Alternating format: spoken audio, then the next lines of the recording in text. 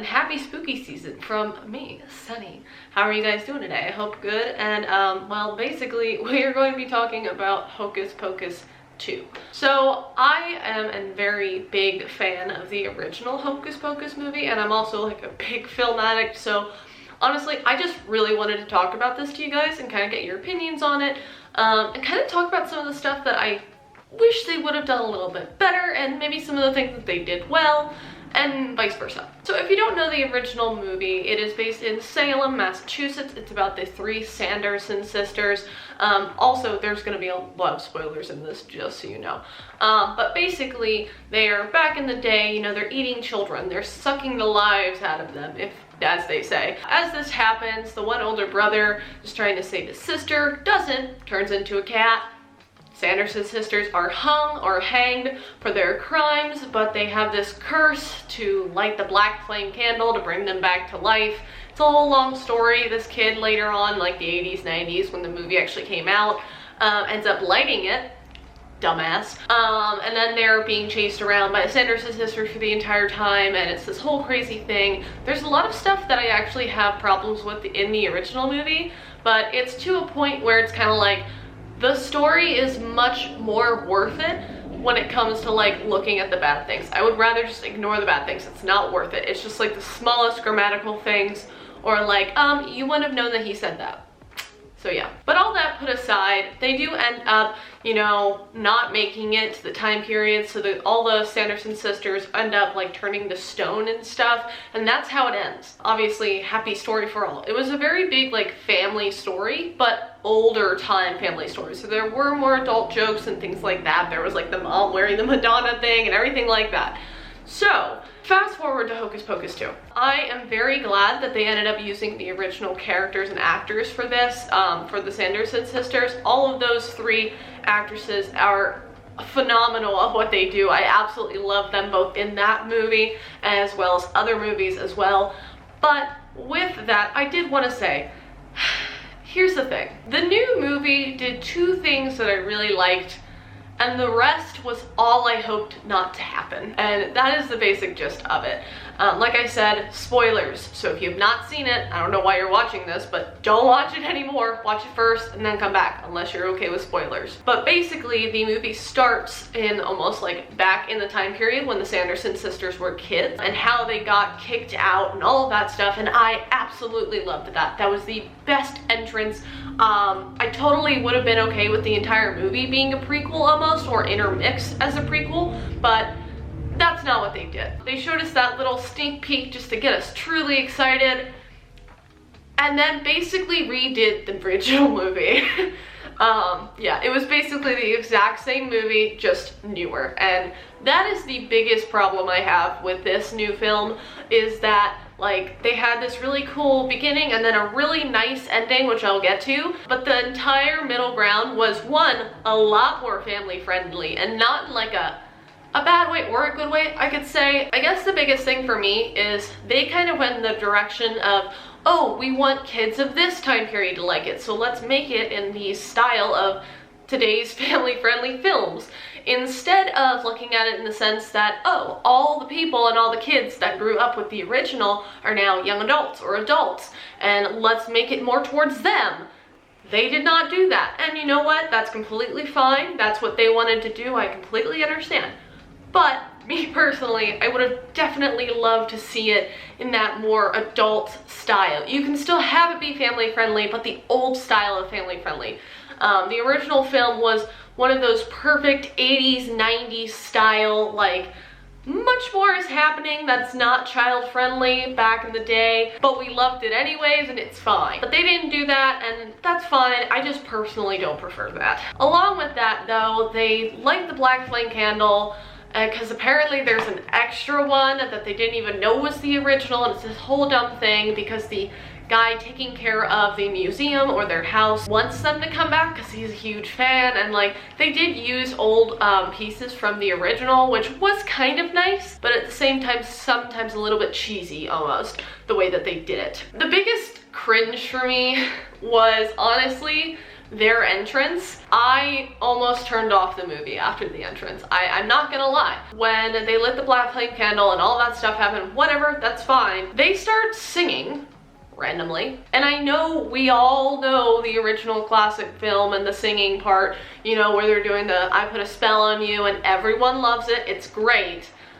But that is not the core of the entire film. I think that was the only time they sung, unless I'm really losing my mind. And I know all of them have wonderful voices, and I get that they're trying to maybe interpret that in, but don't just be like, hello Salem, we're back, and then start singing. And I'm like, what the fuck is going on? This is not at all authentic to them being witches and returning. You turned it into a musical or like some opera movie theater thing. Like, I don't know. It's just not the same vibe as the old one. And like I said, if that's what they were going for, whatever, to have at it, you know? But they should have shown that and represented it as such, that it wasn't supposed to be like the other one. Which is exactly why I would have much rather them have done a prequel fully or like intermixed than just doing a sequel moving forward. They didn't make it a new story. They just came back to life again, started chasing the kids again, made the whole mistakes that they did the last time again, and then they added some new style stuff into it where, you know, the girls, the two main characters, trick them again. They experience new things of this time period, which I will say was funny.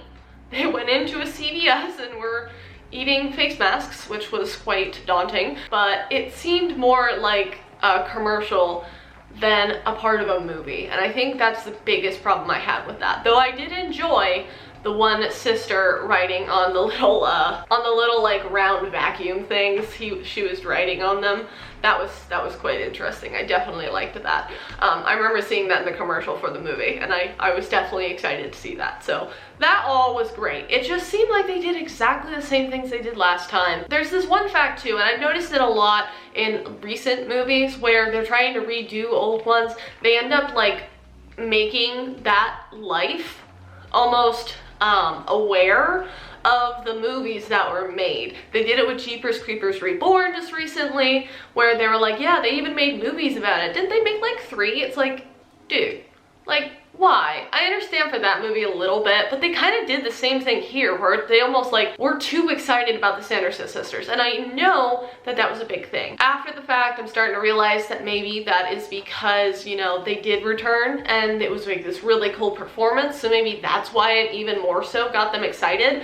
So then people started liking them more. That's really the closest thing I could assume, but beyond that, it was all the same, and that's why it kind of sucked to me. I really wish they would have done something different. You know, they started off really strong telling the story. I wish that they would have continued with that, like building up, showing us Billy, you know, and how that did. Like, they added him in again, which is great, and I love Billy, but I wish we would have found out more about the love story behind Billy and them. Like, we did, but we didn't. They just told us again. They didn't use the creative mind to say like, hey, well, why don't we show them as kids and then why they were exiled, and they did all that, but then going on to see like, you know, when they were a little bit older and maybe some of the problems that they could have come into. And Billy, they kind of explained, but not really. Like, we could have had the whole thing where he kissed the one and then the other one liked him and all this dumb stuff. I wish all of that would have been, you know, inputted a lot more, and it wasn't. And I really don't like that. I feel like it was a missed opportunity, I guess is what I'm trying to say. But moving forward, there were some very nice perks that I did enjoy.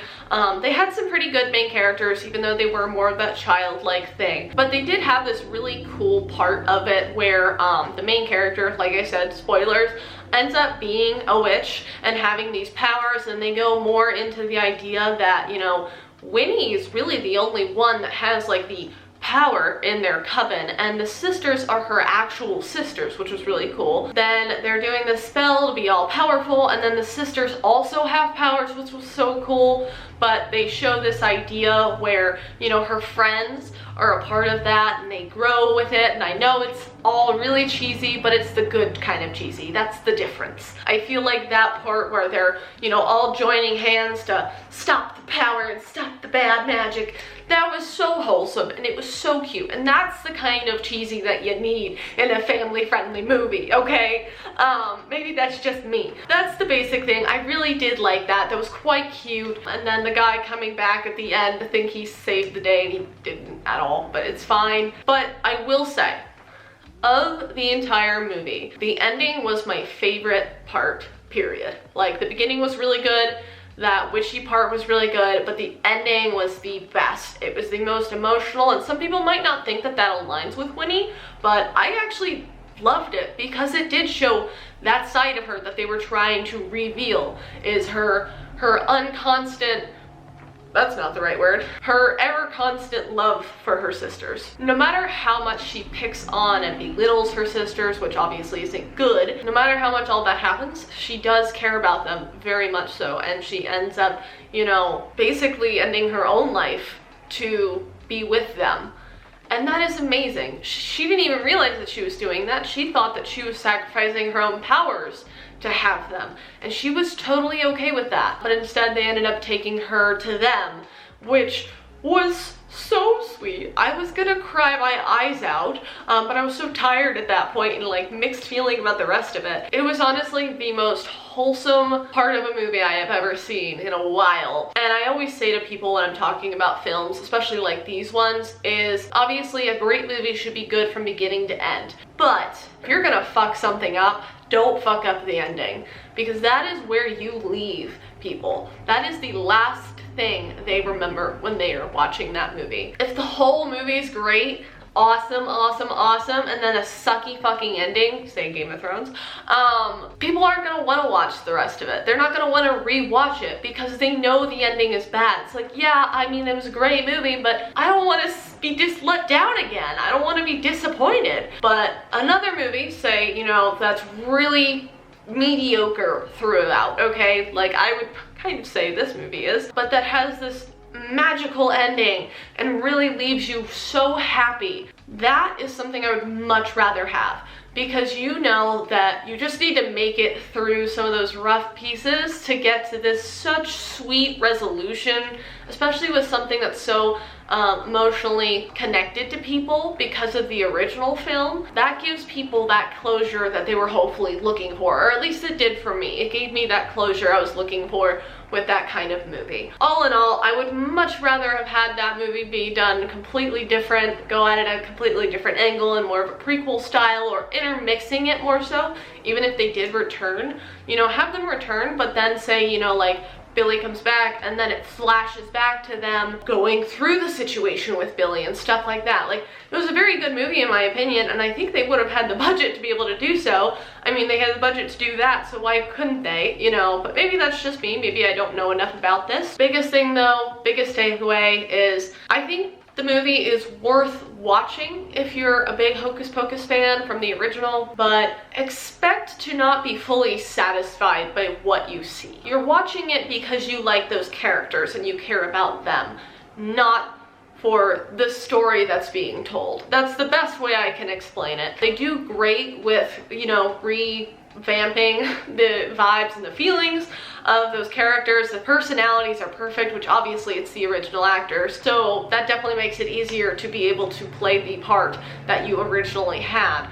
So all those like dumb things here and there, or laughs and stuff like that, are completely perfect, except for the fact that that is all you get really from this movie. You get that little bit of beginning that's like this little sweet candy, you bear with it and like kind of just enjoy the funny parts, and then you have this great ending, and that's kind of worth it, I guess. But it's not one of those movies that I'm gonna watch all the time. Not at all. Not like the original. It didn't get me like the original did. But it was definitely worth watching enough. And if you are a young family, you want your kid to get into it, but you don't know if they're gonna like the original because it's old, this would be a good alternative for them to be able to enjoy that story, but maybe not want to watch it with grainy resolution. Just saying. I will watch that original with all of its grain any day, anytime, but I get it. Trust me, I understand. Not everyone wants to. Even nowadays, people who love them are now just like, that's a little fake, don't you think? That's a little cringy right there.